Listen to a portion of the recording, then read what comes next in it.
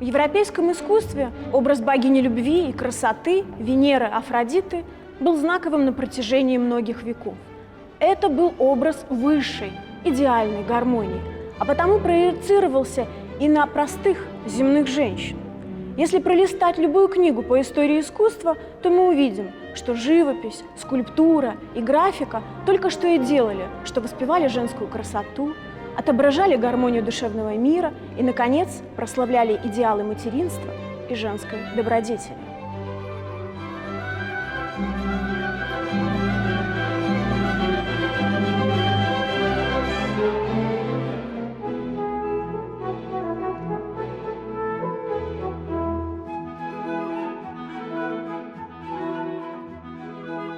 Первоначально Афродита была богиней моря, неба и плодородия. Затем ее зоной ответственности становится любовь и вся совокупность понятий и действий, связанных с этим чувством. Велико также и разнообразие иконографии прекрасной богини. Афродита в садах, Афродита Кницкая, Венера Милосская, Капитолийская, Сиракузская, Каллипига.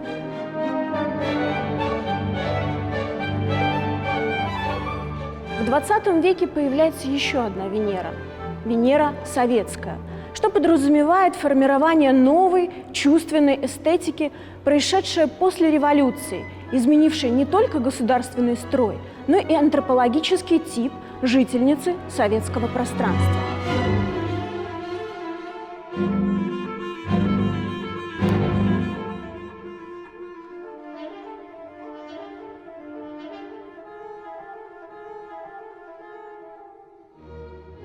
Венера Советская – кто она?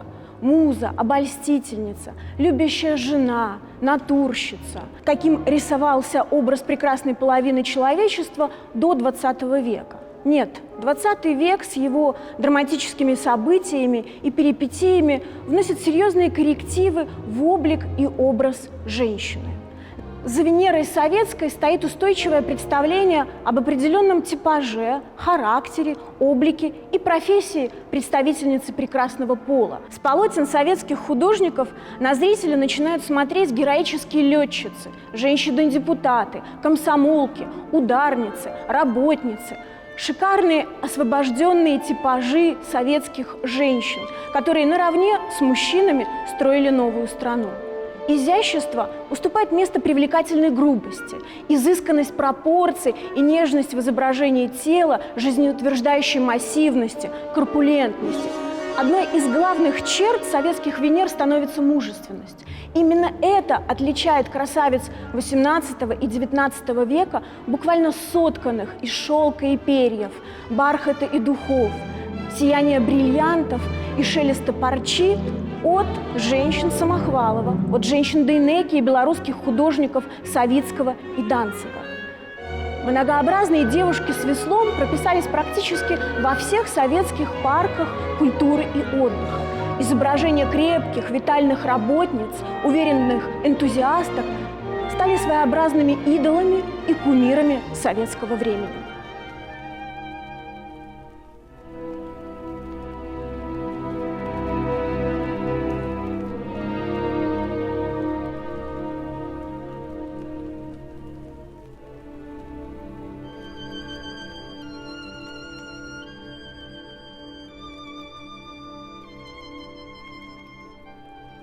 Один из ярких образов новой советской женщины, миф об истинном равноправии, воплотила белорусская художница Людмила Здановская в своей единственной работе, находящейся в коллекции Национального художественного музея «Выступление Стахановки».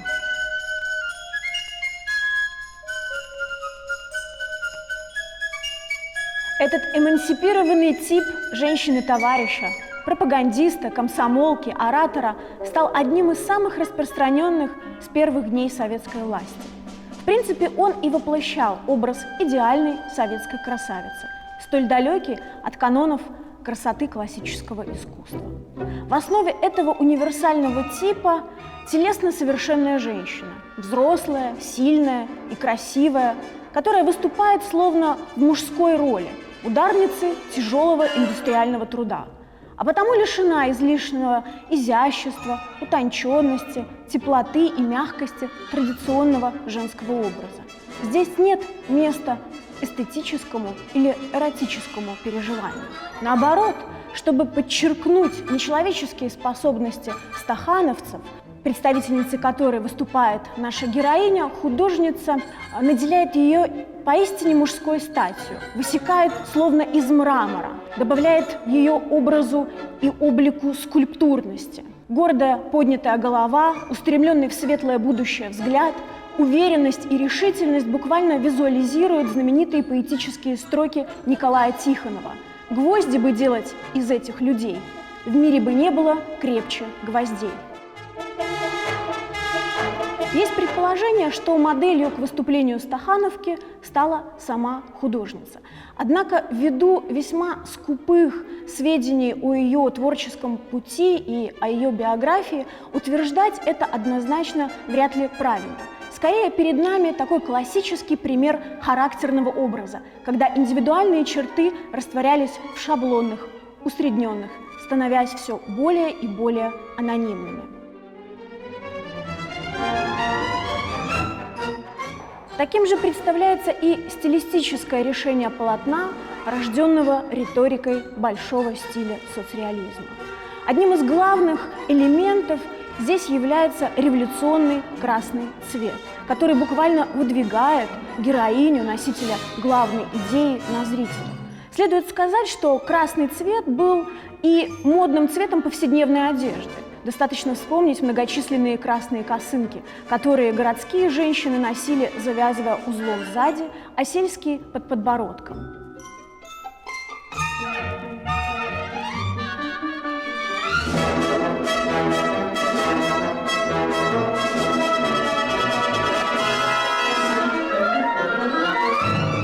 Важным атрибутом этого портрета является, конечно же, и настольная лампа с зеленым абажуром, один из ярких примеров материальной культуры советского времени. И, конечно же, бюст вождя, без которого просто невозможно было представить музейные коллекции и центральные площади крупных городов и других населенных пунктов.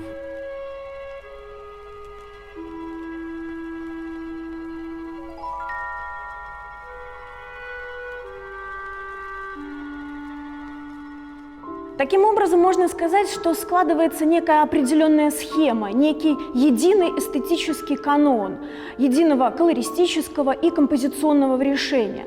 Это настоящий синтез индивидуальных черт и типических, синтез женщины и идейного пропагандиста и, наконец, синтез женщины-объекта и женщины-субъекта. И это очень примечательно, что данное произведение исполнено не мужчиной-художником, а женщиной-художницей. Ведь до начала XX века женщины в изобразительном искусстве были музами, натурщицами, моделями, вдохновительницами, но никак не полноправными членами художественного сообщества. До XX века женщины не имели права посещать художественные студии, участвовать в конкурсах и, о боже, рисовать обнаженную натуру – один из главных предметов художественной академии для воспитания настоящего художественного профессионала. Один из ярких примеров подобного табу является картина английского художника Цофани. В светлом зале перед двумя обнаженными натурщиками собрались все достопочтенные мужи академии. За одним достопримечательным исключением. Единственная женщина-академик, знаменитая Анжелика Кауфман, из соображений пристойности представлена в этом групповом портрете в виде своего портрета, который висит на стене.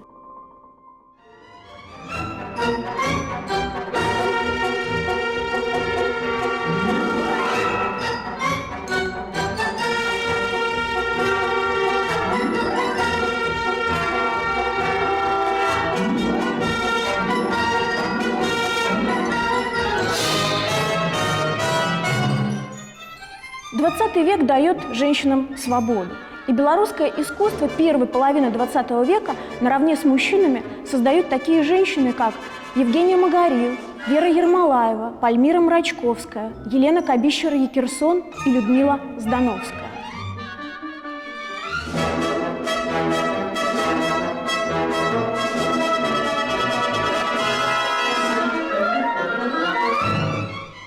Окончив Витебский художественный техникум в 1928 году, Людмила Здановская приезжает в Минск и начинает руководить художественным отделом строительства Дома правительства. Но, к сожалению, едва начавшийся ее творческий путь закончился в 1942 году. Скорее всего, она погибла от рук немецко-фашистских захватчиков в оккупированном Минске.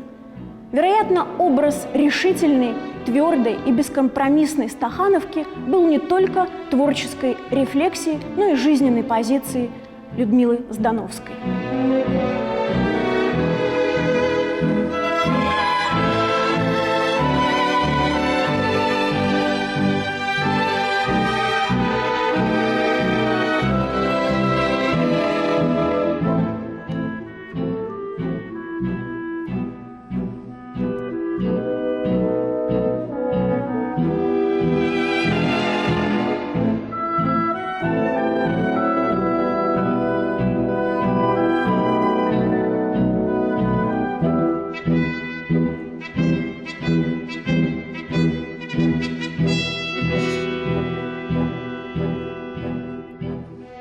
«У войны не женское лицо» – название знаменитого романа Светланы Алексеевич.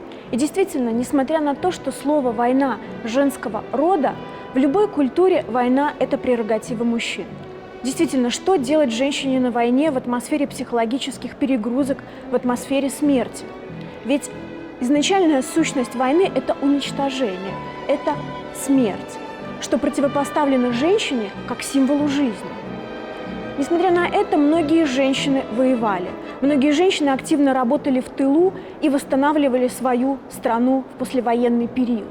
Именно поэтому героические и трудные, а порой и драматические дни в жизни женщин военного времени стали темой многих произведений белорусских художников.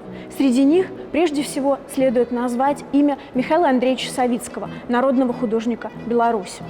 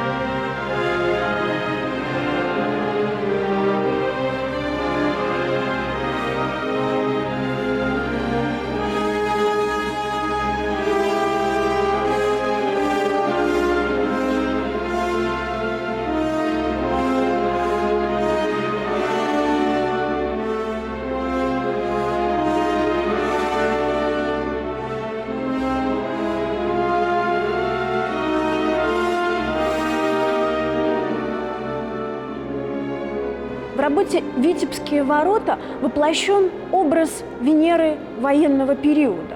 Практически бесполой женщины, гендерная принадлежность которой определяется знаменитым красным платком, который из модного аксессуара 30-х годов превращается в символ борьбы за свою страну.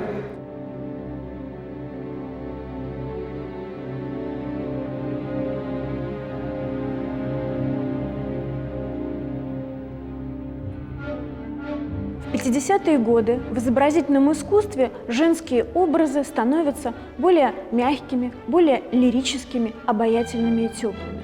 Связано это было с общеполитической ситуацией в стране. В 1953 году умирает Сталин. Цементирующей фигуры социалистического реализма нет. Заканчивается эпоха большого стиля. Возникает так называемый соцреализм с человеческим лицом. Это все тот же подробный рассказ об эпохе, но мысль государственная перевоплощается в мысль семейную, индивидуальную. Соцреализм теперь становится про жизнь простого человека. Меняются и женские образы. Женщины-амазонки 30-х-40-х годов в черных кожаных куртках, красных косынках сменяются более лирическими и обаятельными образами. Женщины вновь захотели отличаться, захотели выделиться. В моду входят каблуки, парики, краски для волос, одежда, подчеркивающая достоинство женской фигуры. Даже образы строительниц, маляров становятся более игривыми, веселыми и кокетливыми.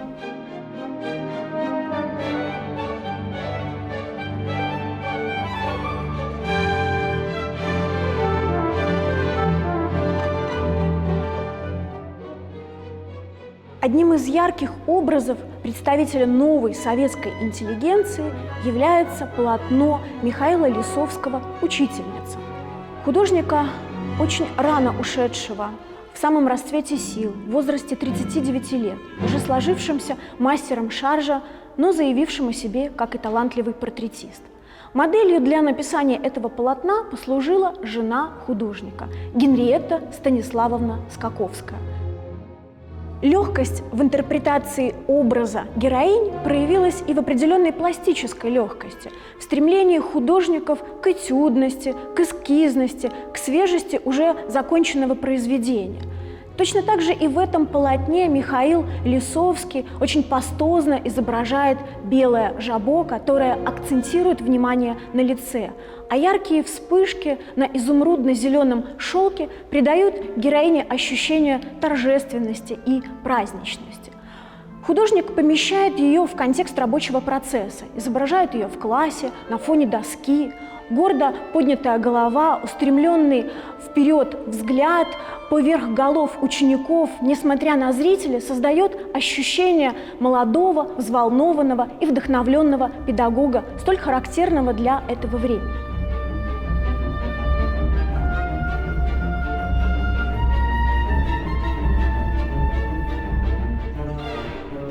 Следует, в принципе, отметить популярность этого образа молодого учителя или студентки. Это были герои, готовящиеся к культурной революции. Это были герои, которые создавали послевоенное будущее, строили это будущее. Это были уже не рабфаковцы 20-х и 30-х годов, молодые рабочие у станка. Это была советская интеллигенция, получившая хорошее образование.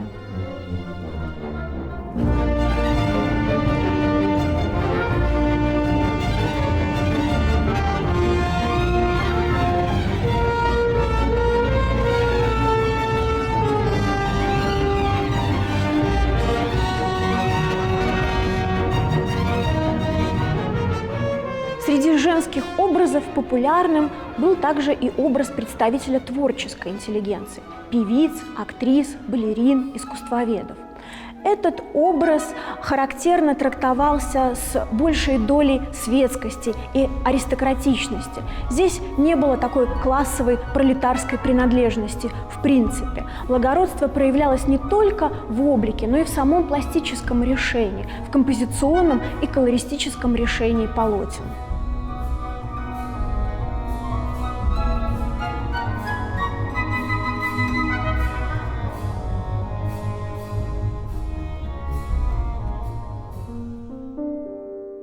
Наверное, одним из самых таких эмоциональных образов в творчестве Ивана Охремчика стал образ Ирины Васильевны Назимовой, знаменитого белорусского искусствоведа, которую называли рыцарем от искусства. И действительно, в 1957 году она повела первую экскурсию в Белорусском государственном художественном музее, экскурсию по древнебелорусскому искусству.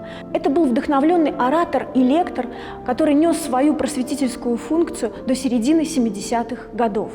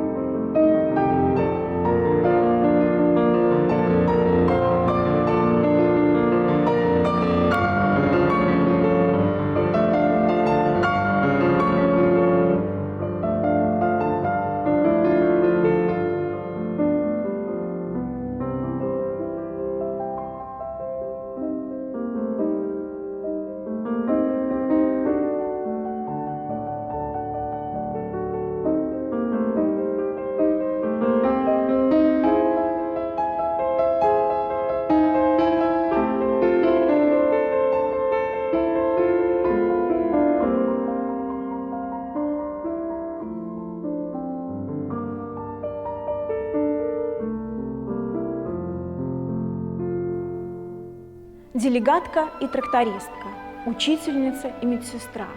Но все же традиционно образ Венеры ассоциируется у нас с прекрасной женской наготой, с рафинированными и просветленными женскими моделями. Как же обстояло дело с жанром ню в советском искусстве? Хочется ответить словами французской актрисы Жанны Моро. У нас так много слов для состояния души и так мало слов для состояний тела. Действительно, в пуританском советском искусстве жанр ню оказывается практически под запретом. Под запретом и в обсуждении для общества, и, конечно же, для воплощения этой прекрасной женской наготы в произведениях изобразительного искусства. Разве можно представить себе комсомолку, спортсменку и отличницу, лежащую на берегу какого-нибудь водоема, как ренессансную Венеру? Обнаженная натура закрывается только что в учебные студии.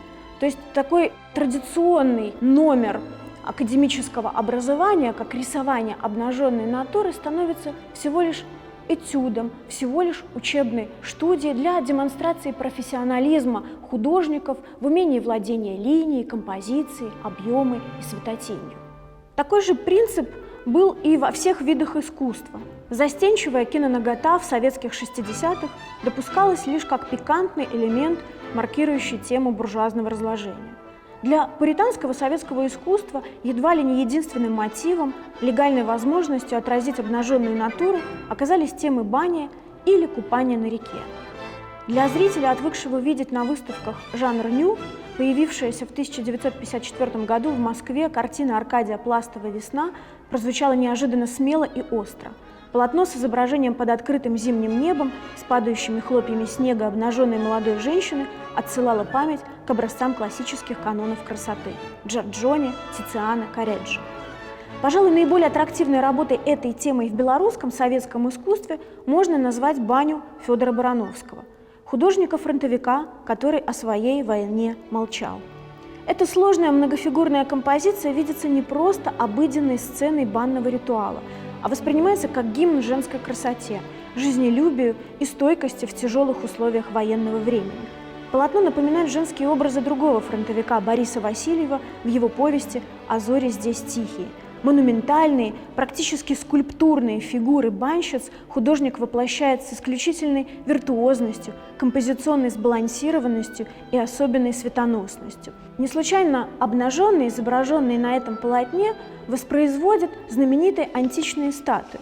Это, кстати, не единственный пример присутствия разных античных небожителей в советском искусстве. Дело в том, что идеологи, критики социалистического реализма настойчиво рекомендовали советским художникам творчески использовать в своих произведениях мотивы, фигуры, композиционные схемы, заимствованные из античной скульптуры. Соцреализм был официально провозглашен законным преемником интернациональной гуманистической традиции. Всего лучшего, что было создано мировым гением со времен Древней Греции и итальянского Ренессанса.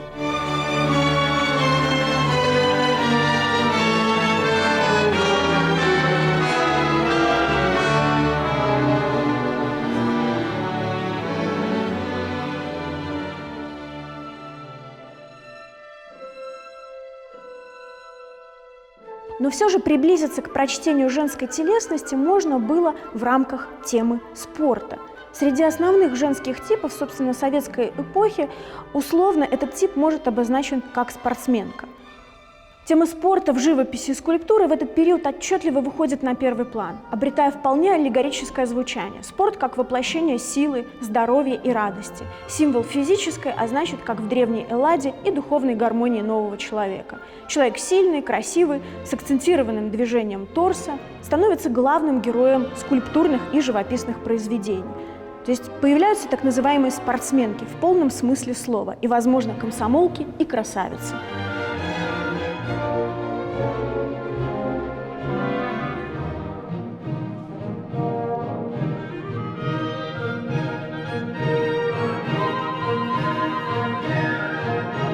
Обозначенный круг женских типажей позволяет лишь частично затронуть одну из главных тем советского искусства – конструирование небывалой женщины. Совершенно разные типажи – работницы, делегатки, учительницы, медсестры – Но все же хочется задать вопрос, что же объединяет всех этих Венер под единой шапкой советская? Можно сказать главное. Создание небывалой женщины призвано было вывести этот образ из визуального поля желания, где господствует мужской взгляд, и переориентировать его на социальные и жизнестроительные задачи. Но на пути реализации этих жизнестроительных задач советская женщина достигла впечатляющих успехов.